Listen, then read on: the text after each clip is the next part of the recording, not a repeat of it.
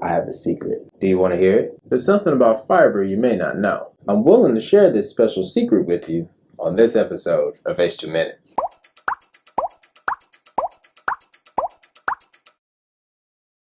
People have been including fiber in their diet for years because of the health benefit it provides. Individuals with high intakes of dietary fiber appear to be at a significantly lower risk for developing coronary heart disease, hypertension, strokes, diabetes, obesity, and certain gastrointestinal diseases. Dietary fiber is derived from the plant cell wall. It mainly includes cellulose, peptide polysaccharides, resistant starch, etc. Foods rich in fiber or indigestible carbohydrates are called prebiotics and include fruits, vegetables, and some grains. Fiber feeds micro and aerobic bacteria that lives in our intestines, also referred to as gut flora. Our bodies actually cannot digest or absorb fiber, so instead it is fermented in the large intestine and broken down.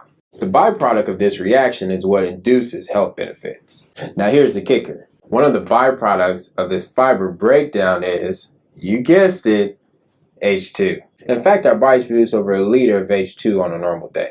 This is one of the reasons why we know H2 is natural and safe, because H2 is not foreign to the body. With a healthy diet, our bodies can produce large amounts of H2, as high as 10 liters per day. Science is actually discovering that H2 might play a vital role in why eating fiber-rich food is so healthy. One of the reasons we know H2 is produced is because it can be measured, as it's leaving the body via the lungs. Breath tests after eating fiber-rich foods have shown readings as high as 50 ppm of H2. We also know, since it's coming out of the lungs, that it's also being circulated through the blood.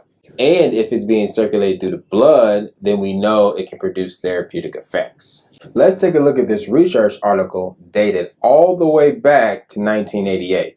It is proposed that molecular hydrogen produced in quite large amounts as a byproduct of colonic fermentation of dietary fiber and unabsorbed carbohydrates may play an important role.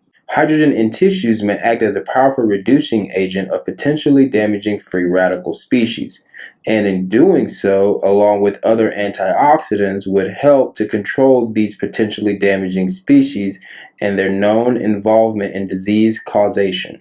And this was almost 30 years ago. I told you it was a secret. Not convinced? Here's a study from 2012 that states, Arcobos may significantly resist inflammation and alleviate clinical ulcerative colitis symptoms, improving life quality of patients, and that these benefits can be attributed, at least in part, to the ability of Arcobos to neutralize oxidative stress by increasing H2 production in the gastrointestinal tract. Still unsure? Here's another study where it says, Lactulose, a synthetic sugar not able to be digested and absorbed by human beings, is widely used to treat constipation and hepatic encephalopathy clinically.